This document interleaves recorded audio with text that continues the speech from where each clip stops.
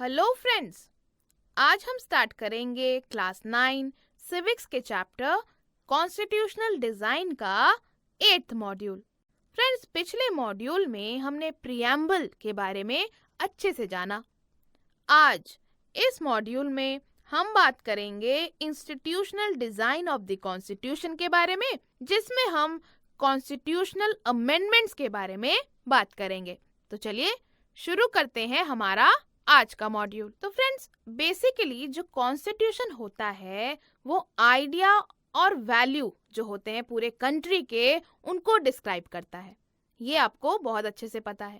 तो friends, basically ideas और values यही नहीं होता जो सिर्फ कॉन्स्टिट्यूशन डिटेल में डिस्क्राइब करता है, बल्कि इनके साथ साथ हमारी कंट्री में जो अलग अलग इंस्टीट्यूशंस होते हैं उनके डिजाइन, जी हाँ, उनका अरेंजमेंट, ये भी कॉन्स्टिट्यूशन ही डिस्क्राइब करता है।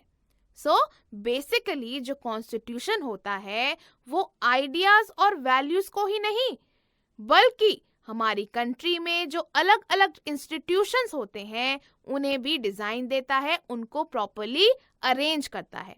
अब अलग अलग इंस्टीट्यूशंस कौन से होते हैं आपको पता है?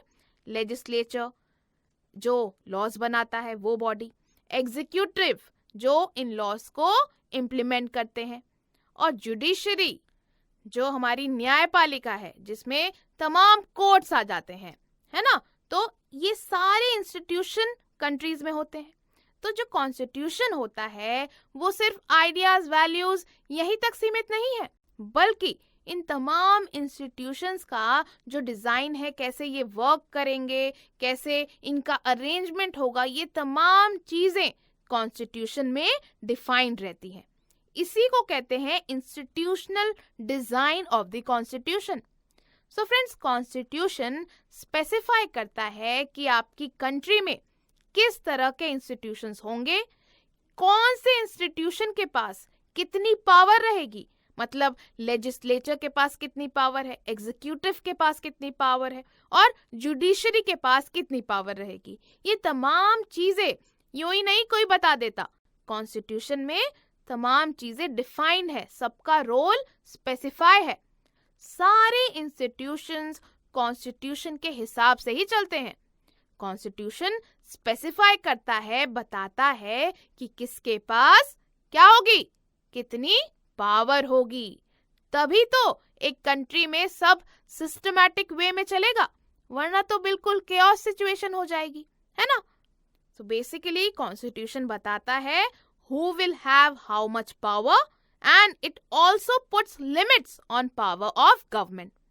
So basically friends, हमने एक टॉपिक आपको बताया था पिछले मॉड्यूल्स में कि why do we need a constitution। ये जो टॉपिक है उससे बहुत मिलता जुलता है, institutional design of the constitution, क्योंकि ये कॉन्स्टिट्यूशन के रोल को बता रहा है कि सिर्फ आइडियाज, वैल्यूज और गाइडलाइंस बताना ही कॉन्स्टिट्यूशन का काम नहीं, बल्कि इंस्टीट्यूशंस का अरेंजमेंट, उनका स्ट्रक्चर, उनका डिजाइन, उनकी पावर्स, उनके वर्किंग, ये तमाम चीजें भी कॉन्स्टिट्यूशन में बिल्कुल लिखी रहती हैं। जैसे आपके स्कूल डायरी में रूल दिए रहते हैं कि आपको यूनिफॉर्म पहन के आनी है, आपके नेल्स कट होने चाहिए। अगर वो रूल बुक ना हो तो क्या होगा, बिल्कुल केओस सिचुएशन हो जाएगी, कोई भी बच्चा कुछ भी करेगा। तो इसलिए कॉन्स्टिट्यूशन का रोल बहुत बड़ा होता है। इसी तरह जैसे स्कूल डायरी में रूल बुक्स होते हैं, उनका रोल भी बहुत बड़ा होता है, ऐसे ही कॉन्स्टिट्यूशन में जो ये institutional design of the constitution है वो बहुत इंपॉर्टेंट है पूरी कंट्री के लिए। फ्रेंड्स, कॉन्स्टिट्यूशन जो है वो लीगल लैंग्वेज में डिस्क्राइब किया गया है, इसीलिए कॉन्स्टिट्यूशन समझना बहुत ज्यादा आसान नहीं है। सिंपली उसको पढ़ के कॉन्स्टिट्यूशन समझ आ जाए, इसकी गारंटी नहीं। फ्रेंड्स, यहीं पे रोल आता है कॉन्स्टिट्यूएंट असेंबली डिबेट्स, जो रिकॉर्डेड डिबेट्स होती हैं, जो हमने आपको बताया था कि कॉन्स्टिट्यूएंट असेंबली में जब कॉन्स्टिट्यूशन बन रहा था तो कई डिस्कशंस हुए थे, कई तरह के डॉक्यूमेंट्स पेश किए गए थे। तो तमाम चीजों को प्रिजर्व करके, रिकॉर्ड करके इन कॉन्स्टिट्यूएंट असेंबली डिबेट्स में रखा गया है। तो ये जो कॉन्स्टिट्यूएंट असेंबली डिबेट्स होती हैं, ये हमें हेल्प करती हैं कॉन्स्टिट्यूशन को समझने में और उसको इंटरप्रेट करने में। तो फ्रेंड्स, अब आगे बढ़ते हैं और कॉन्स्टिट्यूशनल अमेंडमेंट्स की बात। कॉन्स्टिट्यूशनल अमेंडमेंट्स यानी कि चेंज। इंडिया का कॉन्स्टिट्यूशन फ्रेंड्स बहुत डिटेल्ड और लंबा है, जिसकी वजह से इसमें रेगुलर चेंजेस करने की ज़रूरत है, ताकि जो हमारा कॉन्स्टिट्यूशन है वो अपडेटेड रहे प्रेजेंट सिनेरियो के हिसाब से, कि मतलब जो हमारी सोसाइटी है, करंट सोसाइटी, जो करंट जनरेशन है, टाइम है, उसके हिसाब से अपडेशंस ज़रूरी हैं। तो फ्रेंड्स, जिन्होंने कॉन्स्टिट्यूशन बनाया उन्होंने देखा कि जो कॉन्स्टिट्यूशन होना चाहिए वो लोगों के डिजायर्स और सोसाइटीज के चेंजेस के हिसाब से होने चाहिए। मतलब एक बार जो बना दिया वही रहेगा, ये नहीं होना चाहिए, हमेशा उसमें चेंजेस का स्कोप होना चाहिए। उन्होंने समझा, जिन्होंने ये कॉन्स्टिट्यूशन बनाया उन मेंबर्स ने ये समझा कि टाइम के अकॉर्डिंग अगर चेंजेस ना हो तो कॉन्स्टिट्यूशन में बहुत ज़्यादा कमी रह जाएगी। इसी वजह से उन्होंने प्रोविजंस बनाए, ऐसी फैसिलिटी, सुविधा बनाई जिसमें कॉन्स्टिट्यूशन को टाइम टू टाइम चेंज किया जा सकता है। इन्हीं चेंजेस को, जो भी हम चेंज कर सकते हैं कॉन्स्टिट्यूशन में, हम कॉन्स्टिट्यूशनल अमेंडमेंट्स कहते हैं। ये जो चेंजेस है फ्रेंड्स, ये पार्लियामेंट करती है। जी हाँ, ये पार्लियामेंट करती है इन चेंजेस को। हम एकदम से बोले कि भाई हमें ये अच्छा नहीं लग रहा, चेंज कर दो, नहीं, ऐसा नहीं हो सकता। जैसे हमारे स्कूल में भी अगर सपोज कोई रूल है जो चेंज करना है, तो जब तक प्रिंसिपल की अथॉरिटी नहीं है, पूरा एक स्टाफ बैठ के मीटिंग होती है, तब बोला जाता है कि भाई ठीक है, ये वाला रूल चेंज कर दो या फिर ये अप्लाई कर दो। ठीक उसी तरह अगर कॉन्स्टिट्यूशनल अमेंडमेंट्स होने हैं तो उसको पार्लियामेंट अप्रूव करेगी, भाई ये अमेंडमेंट हो। तो कॉन्स्टिट्यूशनल अमेंडमेंट्स हमने समझ लिया। ये क्यों होते हैं? This is to remain updated with time and society, plus if these amendments are done then the constitution meet the changing needs of the society, plus these amendments are made by the parliament. So समझ आया आपको constitutional amendments के बारे में? क्या होते हैं बताइए। तो फ्रेंड्स, अमेंडमेंट्स यानी चेंजेस। तो जो कॉन्स्टिट्यूशन मेकर्स थे उन्होंने देखा कि जो कॉन्स्टिट्यूशन चाहिए वो लोगों के डिजायर्स और सोसाइटीज के चेंजेस के हिसाब से होना चाहिए।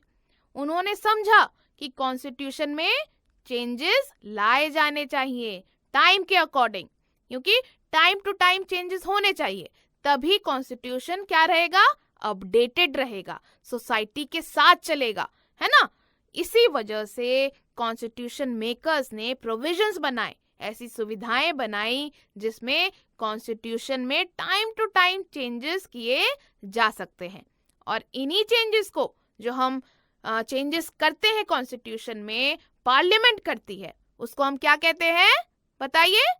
Constitutional amendments. जो भी फेरबदल, जो भी चेंजेस होते हैं कॉन्स्टिट्यूशन में, उनको कॉन्स्टिट्यूशनल अमेंडमेंट्स कहा जाता है। अ change in the constitution made by the supreme legislative body in a country, this is what? Constitutional amendments. और आपको तो पता है supreme legislative body in a country क्या है? पार्लियामेंट ही तो है, क्योंकि यहीं पे तो सारे लॉज बनते हैं।